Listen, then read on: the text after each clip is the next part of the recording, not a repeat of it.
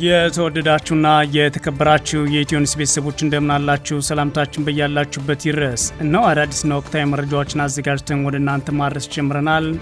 ከኢትዮ ኒውስ መረጃዎች ጋር አብራችሁን እንድትቆዩ ግብዣችን ነው። በቅድሚያም አርዕስተ ዜናዎችን አስቀድማለሁ።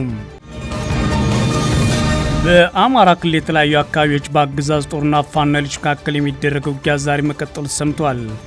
የአገዛዙ ጦር በርካታ ሰላማዊ ሰዎችን በጎንደር ጎጃምና ወለጋ መግደሉም ተሰምቷል። በሌላ በኩል የብልጽግና አገዛዝ በሰሜን የአገሪቱ ክፍል በሚገኙ ሁለት የዞን ከተሞች የድሮን መቆጣጠሪያ ጣቢያ መትከሉን የኢትዮ ኒውስ የመረጃ ምንጮች ተናግረዋል። በዝርዝር የምናየው ቀዳሚ ጉዳይ ነው። በአዲስ አበባ የብልጽግና አገዛዝ መሪ አብይ አህመድን የጦር ወንጀለኛና በሰብአዊነት ላይ ወንጀል የፈጸመ ነው ማለት ለተቃውሞ አንድ ሰልፍ መውጣቱ ተሰምቷል። ግለሰቡ አገዛዙን ለመቃወም መፈክር ይዞ የወጣ ሲሆን የአገዛዙ ጠቅላይ ሚኒስትር አብይ ከስልጣን ወርዶ ለፍርድ መቅረብ አለበት፣ አብይ አህመድ ሌባና አራጅ ነው ማለት መፈክሩን አሰምቷል። በዝርዝር የምናየው ሌላኛው ጉዳይ ነው። 90 በመቶ የሚሆኑ ተፈታኝ ተማሪዎች ወድቃቸዋል ብለው ያወጁት ፕሮፌሰር ብርሃኑ ነጋ በመሆኑ ደስተኛ ነኝ ብለዋል። ከዘንድሮ 12ኛ ክፍል ተፈታኞች መካከል 87.2 በመቶ ወደ ዩኒቨርሲቲ የማያልፉበትን ውጤት አምጥተዋል ያሉት ፕሮፌሰሩም በዚህም ታዲያ እኔ ደስተኛ ነኝ ሲሉ ተደምጠዋል። እንዴት የሚለውን በዝርዝር እናያለን። የአሜሪካ ፕሬዝዳንት ትራምፕ በአዲስ የታሪፍ ጥቃት የንግድ ጦርነት መጀመራቸውን የካናዳው ጠቅላይ ሚኒስትር ለሕዝባቸው አስታወቁም። ጥቃት ሲሰነዘርባችሁ ጦርነት ውስጥ ገባላችሁ ሲሉ ጥቃት ተሰንዝሮብናል ማለት ነው። ጠቅላይ ሚኒስትሩም ካናዳውያን ራሳቸውን ከትራምፕ ጥቃት መከላከል አለባቸው ሲሉ የተደመጡትም። የተወደዳችሁና የተከበራችሁ የኢትዮ ኒውስ ቤተሰቦች ወደ ዝርዝሩ አልፋለሁ። አብራችሁን ቆዩ። በአማራ ክልል የተለያዩ አካባቢዎች በአገዛዙ ጦርና ፋኖ ኃይሎች መካከል በቀጠለው ውጊያ የአገዛዙ ጦር በርካታ ሰላማዊ ሰዎችን በጎንደር ጎጃምና ወለጋ መግደሉ ተሰምቷል። በሌላ በኩል የብልጽግና አገዛዝ ጦርነት ማስቀጠሉን ቀጥሎ ያለ ሲሆን አሁን ላይ በሁለት የአገሪቱ ክፍል በሚገኙ ሰሜናዊ ከተሞች ላይ የድሮን መቆጣጠሪያ ጣቢያዎችን መትከሉን ደግሞ የመረጃ ምንጮች ለሚዲያቸው ተናግረዋል። በዛሬው ዕለት ነሐሴ 17 2018 ዓ.ም በኩል ጎጃም ቀጠና በተከፈተው ውጊያ ከፍተኛ ሰብአዊና ቁሳዊ ጉዳት መድረሱን የፋኖ የመረጃ ምንጮች ተናግረዋል። የፋኖ ኃይሎች ዛሬ ከጠዋት ጀምሮ በጎጃም ቀጠና በዳንግላ ዙሪያ ወረዳ የሚገኙ የአገዛዝ ጦር ላይ የማጥቃት ውጊያ መክፈታቸው የተናገሩት የመረጃ ምንጮቹ በውጊያው በርካታ የአገዛዝ ጦር አባላት ተገድለዋል ብለዋል። የብልጽግና አገዛዝ ከትላንት ምሽት ጀምሮ የፋኖ ኃይሎች ከበባ እያደረጉብኝ ነው በሚል በዳንግላ ወረዳ ከተማ ዙሪያ መሳሪያ ሲተኩስ እንደቆየ አካባቢ መረጃ ምንጮች ተናግረዋል። በዛሬው ዕለት ጠዋት ጀምሮ ታዲያ የፋኖ ኃይሎች በከተማ ዙሪያ አቫድራ አካባቢ ካምፕና ምሽግ ሰርቶ የሚገኙ የአገዛዝ ጦር ላይ ውጊያ መክፈታቸውን ነው የመረጃ ምንጮች የተናገሩት። የፋኖ ኃይሎች በዚህ ውጊያ በርካታ የአገዛዙ ትጥቆችን መያዛቸው የታወቀው ውጊያው ይህ ዘገባ እስከተጠናከረበት ጊዜ ድረስ መቀጠሉን የፋኖ የመረጃ ምንጮች ለሚዲያችን ተናግሯል። በተመሳሳይም በምስራቅ ጎጃም ዞን እነማይ ወረዳ ለተከታታይ ቀናት በቀጠለው ውጊያ 150 በላይ የአገዛዙ ጦር አባላት የሞትና የአካል ጉዳት ደርሶባቸዋል ሲሉ የፋኖ ኃይሎች አስታውቀዋል። ከነዚህ መካከል ከ100 በላይ የሚሆኑ የአገዛዙ መከላከያ አባላት ናቸውም ተብሏል። ከነሐሴ 10 2018 ዓ.ም ጀምሮ በእነማይ ወረዳ ዲማ ከተማና ለምጨን አካባቢ በአገዛዙ ጦርና ፋኖ ኃይሎች መካከል ከባድ ውጊያ መደረጉን አፋብን ቴዎድሮስ እዝ ሁለተኛ አስታውቋል። የአገዛዙ ጦር በተለይም ለምጨን መስመር ጎተራ ወይም ጠልማ፣ ዲንሳና ቦርቦር በተባሉ አካባቢዎች ከባድ መሳሪያዎችን በመጠቀም በሰላማዊ ነዋሪዎች ላይ ጉዳት አርሷልም ተብሏል። በቀጠናው ለቀናት ሲደረግ የቆየው ውጊያ የፋኖ ኃይሎች ዲማ ጊዮርጊስ ከተማ አካባቢ ላይ በከፈቱት የመልሶ ማጥቃት ውጊያ የአገዛዙ ጦር ከፍተኛ ሰብአዊና ቁሳዊ ጉዳት አስተናግዶ ከአካባቢው ለመሸሽ ተገደዋል ሲሉ ነው የፋኖ የመረጃ ምንጮች ለሚዲያቸው የተናገሩት። በአካባቢው ለተከታታይ ቀናት በተደረገ ውጊያ ከ150 በላይ የአገዛዙ ጦር አባላት የሞትና የአካል ጉዳት ደርሰባቸው ሲሆን ጥቂት የፋኖ አባላት ጉዳት ደርሶባቸዋል ያሉት የመረጃ ምንጮቹ። በሌላ በኩል የብልጽግና አገዛዝ በሰሜን የአገሪቱ ክፍል በሚገኙ ሁለት የዞን ከተሞች የድሮን መቆጣጠሪያ ጣቢያ መትከሉን የኢትዮ ኒውስ የመረጃ ምንጮች ተናግረዋል። አገዛዙ ከፍተኛ የጦር ኃይሉን ወደ ሰሜን ማንቀሳቀሱና አዳዲስ የድሮን መቆጣጠሪያ ጣቢያዎች ማቋቋሙን ከወራት በፊት መዘገባችን የሚታወስ ሲሆን አሁን ላይ አገዛዙ በሁለት የዞን ከተሞች ላይ መቆጣጠሪያ ጣቢያ መትከሉን የመረጃ ምንጮቹ አረጋግጠዋል። በዚህም የብልጽግና አገዛዝ በሰሜን ወሎ ዞን ወልዲያ ከተማና በሰሜን ጎንደር ዞን ድባርቅ ከተማ አዳዲስ የድሮን መቆጣጠሪያ ጣቢያዎችን አቋቁሟል ሲሉ ነው የመረጃ ምንጮች የተናገሩት። ይህ በእንዲህ እንዳለ የአገዛዙ ጦር በርካታ ሰላማዊ ሰዎች በጎንደር ጎጃምና ወለጋ መግደሉን የኢትዮ ኒውስ የመረጃ ምንጮች ተናግሯል። በጎጃም እነማይ ወረዳ ከተደረገው ውጊያ ጋር ምንም ተሳትፎ ያልነበራቸው ሰላማዊ ሰዎች ለምጨንና ዲማ አካባቢ መገደላቸውን የመረጃ ምንጮች ነግረውናል። በተመሳሳይ በደቡብ ጎንደር ዞን ማህደረ ማርያም ከተማ ጋሻው ፍሳም ብሬ አነሙትና ጥጋቡ ንጉሴን ጨምሮ 10 ሰላማዊ ሰዎች በአገዛዙ ጦር መገደላቸውን ነዋሪዎች ተናግረዋል። በተመሳሳይ እንዲሁም በምስራቅ ወለጋ ዞን አንገርጉትን ከተማ የቤተ ክርስቲያን አገልጋዮች ጨምሮ በርካታ ሰላማዊ ነዋሪዎች በአገዛዙ ጦር ግድያ፣ የቤት ቃጠሎና ዝርፊያ እየተፈጸመባቸው እንደሚገኝ የመረጃ ምንጮች ነግረውናል። በአገዛዙ ጦር ጉዳት ከደረሰባቸው ተቋማት መካከል ሌሊ ተክለ ሃይማኖት ቤተ ክርስቲያን ይገኙበታል ያሉት የመረጃ ምንጮቹ በተለይም አንዱ ሻሽሮበር ከተማ ላይ ከፍተኛ ውድመት ደርሷል ብለዋል። በአካባቢው ህጻናት፣ ሴቶችና አረጋውያን ጨምሮ ሰላማዊ ሰዎች መገደላቸውን የመረጃ ምንጮቹ ለኢትዮ ኒውስ አክለው ተናግረዋል። በአዲስ አበባ የብልጽግና አገዛዝ መሪ አብይ አህመድን የጦር ወንጀለኛና በሰብአዊነት ላይ ወንጀል የፈጸመ ነው በማለት ተቃውሞ አንድ ሰው ሰልፍ መውጣቱ አነጋጋሪ ሆኗል። ግለሰቡ አገዛዙ ለመቃወም መፈክር ይዞ የወጣ ሲሆን የአገዛዙ ጠቅላይ ሚኒስትር አብይ አህመድ ከስልጣን ወርዶ ለፍርድ መቅረብ አለበት፣ አብይ አምባገነንና ሌባ እንዲሁም አራጅ ነው ማለት መፈክሩን አሰምቷል። የብልጽግና አገዛዝ በፈጸመው አፈና ትንፋሽ ካሳጣቸው የአገሪቱ አካባቢዎች አንዷና ቀዳሚ የሆነችው መዲናው አዲስ አበባ አንድ ግለሰብ ተቃውሞውን አሰምቶባታል። ግለሰቡ እጅግ የከፋ አፈና በሚደረግበትና ህዝብ በከፍተኛ የፍርሃት ቆፈን ውስጥ ባለበት በአሁኑ ወቅት ብቻውን የተቃውሞ ጽፎችን ይዞ አደባባይ ወጥቷል።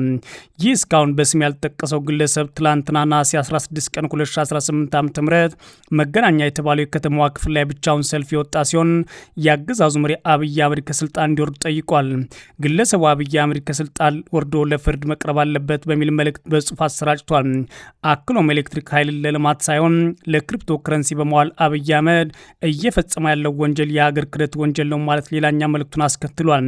ይህም ግለሰቡ በመዋጮና ሀገሪቱ በራሱ ሀብት ብሎም በብድር የገነባቻቸውን ኤሌክትሪክ ግድቦች ያመነጩትን ኃይል በመሸጥ ለህብረተሰቡ ተራሽ እንዳይሆን በማድረግ እንዲሁም ከፍተኛ ታሪፍ በመጣል የጦር መሳሪያ በመግዛት በዚህ ላይ የሚያደርገውን ጦርነት ለመቀጠል ከውጭ ኃይሎች ጋር የፈጸመው ውል የሚያጋልጥ ሆኗል። እጅግ በርካታ የከተማዋ ህዝብ በሚንቀሳቀስበት መገናኛ አደባባይ ላይ የታየው ይህ ግለሰብ አብይ አህመድ አምባገነንና ሌባ እንዲሁም አራጅን የሚል መፈክርም ጨምሮ አስደምጧል። ይህንን መፈክር በአማርኛ ቋንቋ ጽፎ የወጣው ግለሰቡ በዓለም አቀፍ እንግሊዝኛ ቋንቋሚ ተቃውሞ መልእክቱን አሰራጭቷል።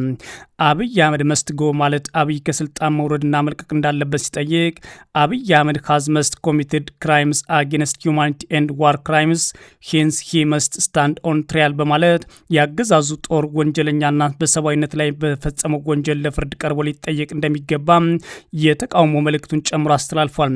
ከዚህ በተጨማሪም ግለሰቡ ለ16 ዓመታት የግድያ ሙከራ ሲካሄድበት የነበረው ሰብአዊ መብት ጥሰት ወንጀል በአስቸኳይ ይቁም የሚል መልእክት ማሰራጭቷል።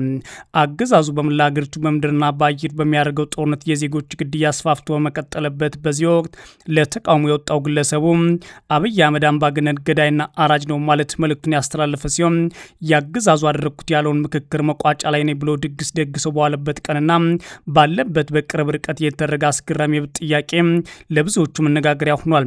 የአዲስ አበባ ሕዝብ በፖለቲካ በማንነትና በኢኮኖሚ እንዲሁም በሌሎች ሁሉም ዘርፎች ከፍተኛ ጫና ውስጥ ቢሆንም አገዛዙን ለመቃወም መብቱን ለማስከበር የተደቀነበትን የአገዛዙን አፈሙዝ ፈርቷል ተብሎ ትችት በሚቀርብበት ጊዜ ነው ይህ ግለሰብ ብቻውን ድምፅ ለመሆን የወጣው። የግለሰቡን ሰልፍ መውጣት የሚያሳዩ ፎቶግራፎች ማህበራዊ ሚዲያ የተሰራጩ ሲሆን የግለሰቡ ማንነት በተለይም ስሙን በተመለከተ እስካሁን ድረስ በትክክል ማወቅ አልተቻለም።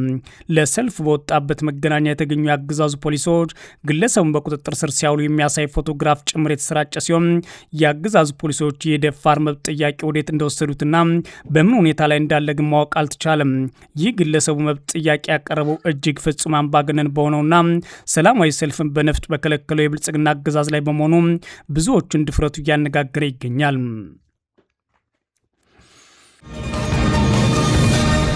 90% የሚሆኑ ተፈታኝ ተማሪዎች ወድቃቸዋል ብለው የተናገሩት ፕሮፌሰር ብርሃኑ ነጋ ይህ ውጤት አስደስቶኛል ብለዋል። ከዘንድሮ የ12ኛ ክፍል ተፈታኞች መካከል 87.2% ወደ ዩኒቨርሲቲ የሚያሳልፍ ውጤት ማምጣት አልቻሉም የሚሉት የአገዛዙ ሚኒስትር ፕሮፌሰር ብርሃኑ ነጋ በዚህ ደስተኛ ነኝ ብለዋል። ፕሮፌሰር ብርሃኑ ነጋ የሳቸው ስሜት ለምን ደስተኛ እንደሆነ ሲያብራሩ አሁን ላይ የሚወድቁት ተማሪዎች ቁጥር እየጨመረና የሚያልፉትም ቢሆን ትንሽ መጠን እያሳየ መሆኑ ነው ይላሉ። በዘንድሮ 12ኛ ክፍል ሀገር አቀፍ መልቀቂያ ፈተና ላይ ዘገው ውጤት በአብዛኛው ደስተኞች ሲሉ የተናገሩት የብልጽግናው የትምህርት ሚኒስቴር ብርሃኑ ነጋ ናቸው። ሚኒስትሩ ይህን ያሉት ከተፈታኝ ተማሪዎች መካከል 87.2% ወደ ዩኒቨርሲቲ የሚያሳልፋቸውን ውጤት ማምጣት ሳይችሉ በቀሩትና 565 ትምህርት ቤቶች አንድም ተማሪ አለማሳልፋቸውን ካስታወቁ በኋላ ነው። ፕሮፌሰር ብርሃኑ የትምህርት ሚኒስትር ኃላፊነትን ከተረከቡ ወዲህ ለአምስተኛ ጊዜ የተካሄደው የ12ኛ ክፍል ማጠናቀቂያ ፈተና ውጤት ያሳወቁት ትላንት ቅዳሜ ነሐሴ 16 2018 ነበር። ይህ ሀገር አቀፍ ፈተና ለመውሰድ በአጠቃላይ ተመዝግበው ከነበሩ ተማሪዎች ውስጥ 13750 ያሉ አለመፈተናቸውን በትላንቱ የሚኒስትሩ መግለጫ ተነግሯል። ባለፈው ሰኔ ወር መጨረሻ በበይነ መረብ በሐምሌ ወር መጀመሪያ ላይ ደግሞ በወረቀት አማካኝነት የተሰጠው ፈተና የወሰዱት የ12ኛ ክፍል ተማሪዎች ብዛት 550210 ነው ተብሏል። ከነዚህ ተፈታኞች መካከል ወደ ዩኒቨርሲቲ ማሳለፍ የሚያስችለውን ውጤት 50 በመቶና ከዛ በላይ ውጤት ያስመዘገቡት ታዲያ 70 ተማሪዎች ብቻ ናቸው ብለዋል ፕሮፌሰር ብርሃኑ። በዚህ መሰረት ዘንድሮ ለዩኒቨርሲቲ ያለፉ ተማሪዎች ምጣኔ 12 በመቶ ሆኗል ይላሉ። ብርሃኑ ነጋ ጨምሮም የትምህርት ሚኒስቴር ኃላፊነት ከተረከቡ በኋላ ካለፈው 5 ዓመት ወደ ዩኒቨርሲቲ የሚያልፉ ተማሪዎች ምጣኔ 15 በመቶ እንኳን መሻገር አልቻለም ሲሉ አስታውቋል። የ12ኛ ክፍል ሀገር አቀፍ ፈተና ከሚወስዱ ተማሪዎች መካከል ከ15-20 በመቶ ያሉትን ወደ ዩኒቨርሲቲዎች እንደሚያልፉ ማድረግ የሚቻል ከሆነ በጣም ትልቅ እድል ነው ሲሉ የሚያብራሩት ፕሮፌሰር ብርሃኑ ነጋ ቀሪዎቹስ ምንድነው ዕጣ ፈንታቸው ለሚለው ግን ምንም መልስ የላቸውም። እሳቸው ይህንን ውሳኔ ቢወስኑም በሀገሪቱ ባለው ጦርነት ምክንያት እየታፈሱ ሆነ በውዴታ ካላይ መብታቸውን ለማስከበር ለህልውና ትግል አብዛኛዎቹ በጦርነት እየተሳተፉ ይገኛሉ። የትምህርት ሚኒስትሩ ይህንን አባባላቸውን በትላንት ጋዜጣዊ መግለጫ ላይ ከዚህ በፊት እንዳሉት በጣም ትልቅ የሚባሉ ውጤት ነው የመጣው ማለት አስተጋብተውታል። ዘገባው ትልቅ በሚባሉ ሀገራት የሚገኙ ተማሪዎች እንኳን የሚያሳልፉት 23 በመቶ ነው ሲሉ የሚጠቅሱት ብርሃኑ ነጋ አሁን ግን ከ15-20 በመቶ ባለው ሬንጅ ውስጥ ናቸው የኛ ተማሪዎች ሲሉ ተናግረዋል። የትምህርት ሚኒስትሩ ግባቸው ይህ መሆኑን ቢናገሩም እንዳለፉት ዓመታት ሁሉ በትላንት መግለጫው 100 በመቶ ተማሪዎች ማሳለፍ የቻሉ ትምህርት ቤቶች ጉዳይ አንስተው መናገራቸው ሰምቷል። ብርሃኑ ነጋ ምንም ያልፉ ተፈተኑባቸው አካባቢዎችን በሀገሪቱ ክፍል ውስጥ በበጀት የሚያስተዳድሩ የትምህርት ሚኒስቴር ሲሆኑ 88 ትምህርት ቤቶች ደግሞ ሙሉ ለሙሉ ተማሪዎችን አሳልፈዋል ብሎ መናገራቸውን ኢትዮጵያ ኢንሳይደር ዘግቧል። የአሜሪካ ፕሬዝዳንት ትራምፕ በአዲስ ታሪፍ ጥቃት የንግድ ጦርነት ጀምረውብኛል ሲሉ የካናዳው ጠቅላይ ሚኒስትር ለሕዝባቸው ተናግረዋል። ካናዳው ጠቅላይ ሚኒስትር ማርክ ካርኒ አሜሪካ የጣለችውን አዲስ የታሪፍ ናዳ ካናዳን ለመጉዳትና ለመከፋፈል የተነደፈ የተሳሳተ ስሌት ነው ብለዋል። ጠቅላይ ሚኒስትሩን ያሉት አርብ ዕለት የንግድ ድርድር ከተቋረጠ በኋላ ነው ይላል ቢቢሲ። ትራምፕ በድርድሩ ከካናዳ ብዙ መጠየቃቸውና በእነርሱ በኩል ግን ትንሽ ማቅረባቸውን የተናገሩት ካርኒ አሁን ላይ አሜሪካና ካናዳ በንግድ ጦርነት ውስጥ ናቸው ሲሉ ተናግረዋል። ጥቃት ሲሰነዘርባችሁ ጦርነት ውስጥ ትገባላችሁ፣ ጥቃት ተሰንዝሮብናል ሲሉም ለህዝቡ አስታውቀዋል።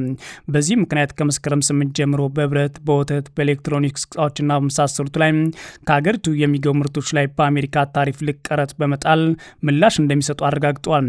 የንግድ ውይይቱ መቋረጥ በሁለቱ ሀገራት መካከል ያለውን የንግድ ግንኙነት የሚያባብስ ይሆናል። ወደ መፍትሄ የሚወስድም ግልጽ መንገድ የለም ይላል ቢቢሲ። የአሜሪካ ፕሬዝዳንት እስካሁን በጉዳዩ ላይ የሰጡት አስተያየት የለም። ካርኒ ያቀረቡትን ሁሉ መቀበል አንችልም፣ የጠየቁትን ሁሉ አንሰጥም ብለዋል። ሁለቱ ሀገራት በውይይት ስምምነት ላይ እንደርሳለን የሚል ተስፋ ሰንቀው የነበረ ሲሆን ሁለቱ ወገኖች በመጨረሻው ሰዓት ላይ ሀሳባቸውን በመለወጥ ከተካሰሱ በኋላ ውይይቱ ተቋርጧል። ይህንን ተከትሎ ካናዳ ከዚህ ቀደም በብረት፣ በአልሙኒየም፣ በአውቶሞቢልና በእንጨት ምርቶቿ ላይ በአሜሪካ ጥሎባት ከነበረው ታሪፍ በተጨማሪ በምርቶቿ ላይ 50 በመቶ አዲስ ታሪፍ ጥሎባታል። አዲሱን ታሪፍ ውስን ሲሆን ወይም የወተት ተዋጽኦ፣ ወይን፣ ሲሚንቶ፣ ልብስና የስፖርት ቁሳቁሶች ጨምሮ ካናዳ ወደ አሜሪካ በሚገቡ $20 ቢሊዮን የሚያወጡ ምርቶች ላይ ወይም በአጠቃላይ 5 በመቶን የሚሸፍን ነው ይላል ዘገባው። የካናዳ ጠቅላይ ሚኒስትር ካናዳ ፍላጎቶቿን ለመጠበቅ ያለማመንታት የበቀል እርምጃ እየወሰደች መሆኑን ተናግረዋል። የእርምጃዎቹ ዝርዝር በሚቀጥሉት ቀናት ይፋ እንደሚደረግም ካርኒ ተናግረዋል። ወግ አጥባቂ ተቃዋሚዎችን ጨምሮ በካናዳ የሚገኙ ሌሎች የፌዴራል ፓርቲዎች መሪዎቹ ለጠቅላይ ሚኒስትሩ ድጋፍ ሰጥተዋል። አንዳንድ የካናዳ ግዛቶች መሪዎችም እንዲሁ ከጎናቸው መሆናቸውን አሳይተዋል። ከሌሎች ሀገሮች የሚገቡ ምርቶች ላይ የሚጣል ቀረጥ የትራምፕ የንግድ ፖሊሲ ቁልፍ አካል ሲሆን ይህም የአሜሪካ የማኑፋክቸሪንግ ፖሊሲ እንደሚያሳድግና በሀገር ውስጥ የስራ ዕድል እንደሚፈጥር ትራምፕ ይከራከራሉ። ተቺዎች ግን ታሪፉ ለአሜሪካን ሸማቾች የፍጆታ ዋጋን ያናረ የዓለም ኢኮኖሚን ጭምር ያስተጓጉልና ያበላሸ እንደሆነ ተናግሯል። ካርኒ ውይይቱ መቋረጡን ካስታወቁ በኋላ ቅዳሜ ዕለት ለዜጎቻቸው ባደረጉት የመጀመሪያ ንግግራቸው አሜሪካ በመጨረሻው ሰዓት ፍትሐዊና ተመጣጣኝ ያሉ ለውጦችን አድርጋለች ሲሉ ከሰዋል። የአሜሪካ ተራዳሪዎች በኩላቸው ካናዳ ቀደም ሲል በተስማሙባቸው ስምምነቶች ላይ አዲስ ፍላጎቶችን በማቅረብ ወደ ኋላ ተመልሳለች ብለዋታል።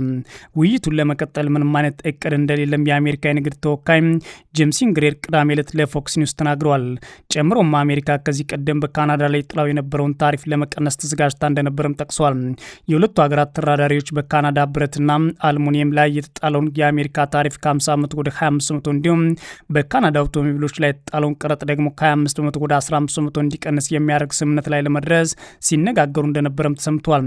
በምላሹ የካናዳ ግዛቶች እንደገና የአሜሪካ የአልኮል መጠጦችን መሸጥ እንዲጀምሩ የማድረግ ሀሳብ ተነስቶ ነበር ተብሏል። ካርኒግን አሜሪካ ካናዳ ከሌሎች አጋሮች ጋር አዲስ የንግድ ስምምነት የመፍጠር አቅም መገደብ ጨምሮ ተቀባይነት የሌላቸው ውሎችን አቅርባለች ብሏል። ካናዳ በመጨረሻው ሰዓት ከሀሳቧን ለውጣለች የሚል የቀረበውን ክስም ካርኒ አጣጥሏል። የድርድሩ መክሸፍ በዚህ ሳምንት መጀመሪያ የአሜሪካና የካናዳ ባለስልጣናት ሁሉም ሀገራት የሚጠቅም ስምምነት ላይ ሊደረስ እንደሚችል ሲሰጡ የነበረውን ተስፋ የቀለበሰው ሆኗል። ፕሬዚዳንት ትራምፕ ባለፈው ዓመት ጥር ወር ላይ ወደ ስልጣን ከተመለሱ ወዲህ ሁለቱ ግዙፍ የንግድ አጋሮች መካከል ውጥረት ተፈጥሯል። ትራምፕ ሰፊ ዓለም አቀፍ ታሪፍ መጣላቸውን ለብዙ አስርተ ዓመታት በካናዳና በአሜሪካ መካከል የነበረውን ነጻ የንግድ ገበያ አፍርሷል ሲል ቢቢሲ ዘግቧል። የተወደዳችሁና የተከበራችሁ የኢትዮ ኒውስ ቤተሰቦች መረጃዎቻቸው የተከታተላችሁት ይመስላል። መልካም ጊዜ እመኛለሁ።